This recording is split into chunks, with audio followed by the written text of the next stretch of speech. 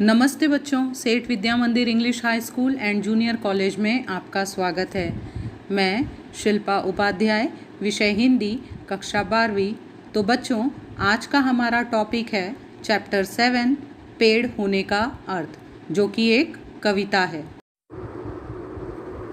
तो आइए बच्चों, अब हम कविता को पढ़ लेते हैं और उसकी जानकारी लेते हैं।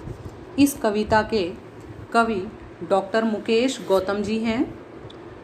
इन्होंने यहाँ पर बताया है कि यहाँ पेड़ को शिक्षक के रूप में प्रस्तुत किया है और पेड़ और मनुष्य के बीच पुरातन संबंध पहले से रहा है। पेड़ मनुष्य का हौसला बढ़ाते हैं। वह परोपकार की भावना को बढ़ावा देते हुए संघर्ष करने के लिए प्रेरित करते हैं। तो सबसे पहले बच्चों, हम कवि परिचय के बारे में जान लेते हैं। डॉक्टर मुकेश गौतम जी का जन्म 1 जुलाई 1970 को उत्तर प्रदेश के सहारनपुर में हुआ।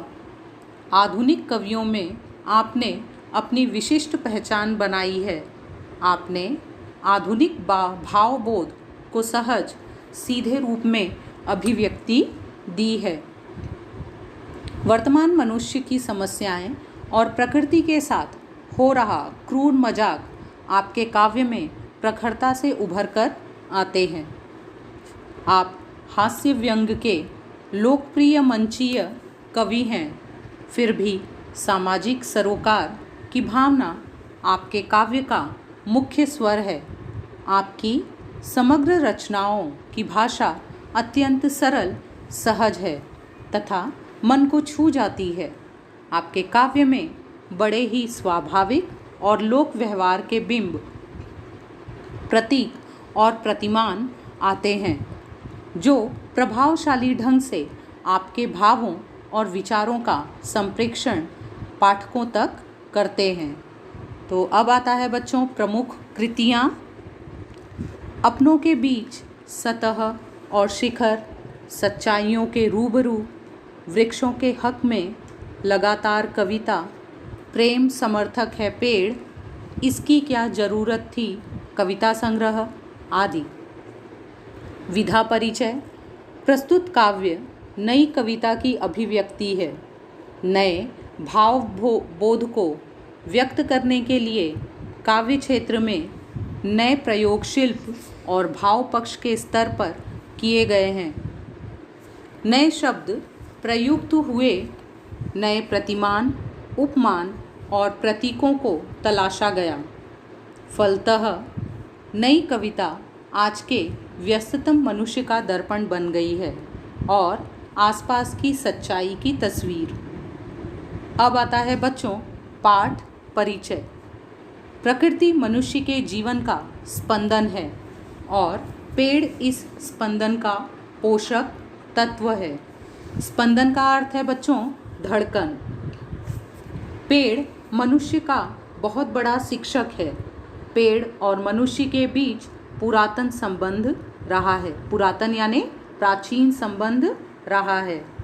पेड़ ने भारतीय संस्कृति को जीवित रखा है और मनुष्य को संस्कारशील बनाया है।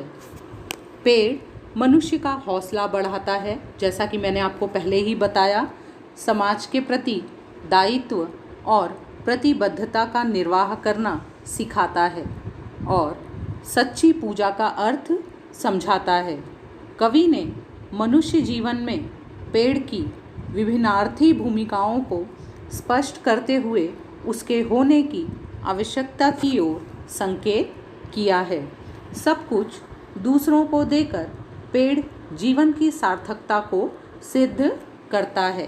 कहने का अर्थ यह है कि मनुष्य का जन्मों जन्मों से नाता पेड़ से ही जुड़ा हुआ है, प्रकृति से ही जुड़ा हुआ है। तो आइए बच्चों, अब हम कविता के पंक्तियों को पढ़ लेते हैं और उसके अर्थों को जान लेते हैं। तो बच्चों, हम लोग कविता की लाइन पढ़ लेते हैं। आदमी पेड़ नहीं हो सकता। कल अपने कमरे की खिड़की के पास बैठकर जब मैं निहार रहा था एक पेड़ को, निहार रहा था, निहार का अर्थ होता है देख रहा था।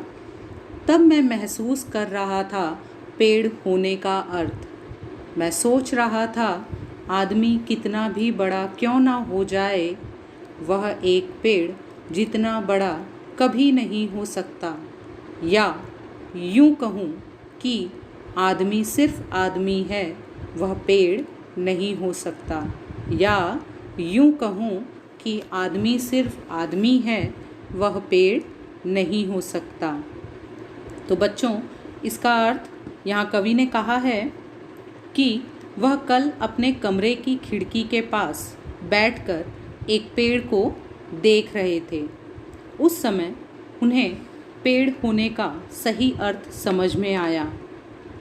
उस समय उन्होंने सोचा कि आदमी कितना भी बड़ा क्यों न हो जाए, लेकिन वह पेड़ जितना बड़ा कभी नहीं हो सकता है। या यूं कह सकते हैं कि आदमी सिर्फ आदमी ही है, वह पेड़ कभी नहीं बन सकता है। यहाँ कवि यह स्पष्ट करना चाहते हैं कि इंसान पेड़ जितना महान कभी नहीं बन सकता है। हौसला है पेड़, अंकुरित होने से ठूठ हो जाने तक, आंधी तूफान हो या कोई प्रतापी राजा महाराजा, पेड़ किसी के पांव नहीं पड़ता है जब तक है उसमें सांस, एक जगह पर खड़े रहकर हालात से लड़ता है।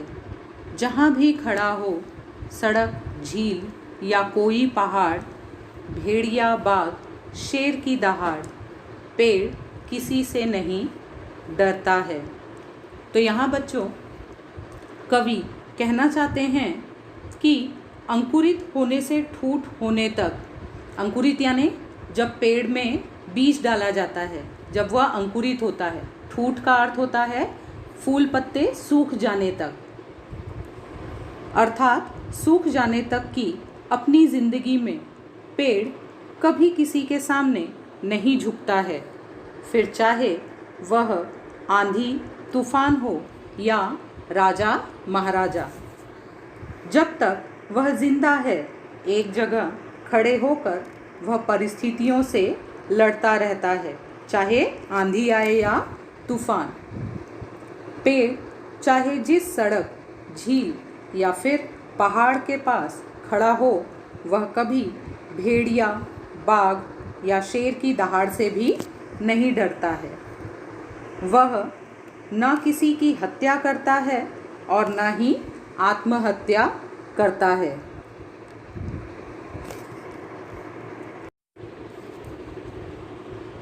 हत्या या आत्महत्या नहीं करता है पेड़। थके राहगीर को देकर छांव व ठंडी हवा राह में गिरा देता है फूल। राहगीर का अर्थ होता है बच्चों यात्री, और करता है इशारा उसे आगे बढ़ने का। पेड़ करता है सभी का स्वागत, देता है सभी को विदाई। यहाँ कवि कहना चाहते हैं कि पेड़ किसी की हत्या नहीं करता है और ना ही आत्महत्या करता है। वह थके हुए राहगीर को छांव व ठंडी हवा देता है और उनकी राह में फूल बिछाते हुए आगे बढ़ने का संदेश देता है। यानी आप किसी भी कठिन परिस्थिति में हैं, लेकिन अपने राह पर हमेशा चलते रहिए। यह पेड़ फूल बिछाते हुए, फूल को बरसाते हुए संदेश आगे बढ़ने का देते हैं। वह आने वाले सभी लोगों का स्वागत करता है और फिर प्यार से उनकी विदाई भी करता है। गांव के रास्ते का वह पेड़ आज भी मुस्कुरा रहा है, हालांकि वह सीधा नहीं, टेढ़ा पड़ा है। सच तो यह है कि रात भर तूफान से लड़ा है। खुद घायल है वह पेड़, लेकिन क्या देखा नहीं तुमने, उस पर अब भी सुरक्षित चहचहाते हुए चिड़िया के बच्चों का घोंसला है। जी हाँ, सच तो यह है कि पेड़ बहुत बड़ा हौसला है। कवि यहाँ कहना चाहते हैं कि गांव के रास्ते में खड़ा वह पेड़ आज भी किस तरह से मुस्कुरा रहा है, किस तरह से हरियाली भरा दिख रहा है। हालांकि वह अब पहले की तरह सीधा नहीं है, बल्कि थोड़ा झुक गया है। ऐसा इसलिए क्योंकि रात भर तूफान से लड़कर वह घायल सा हो गया है। लेकिन इसके बावजूद भी क्या तुमने देखा नहीं कि उस पर चहचहाती हुई चिड़िया के बच्चों का घोंसला अब भी किस तरह से सुरक्षित है। सचमुच ऐसा उसके साहस के कारण ही हो सकता है। यह सच है कि पेड़ का हौसला बहुत बड़ा है।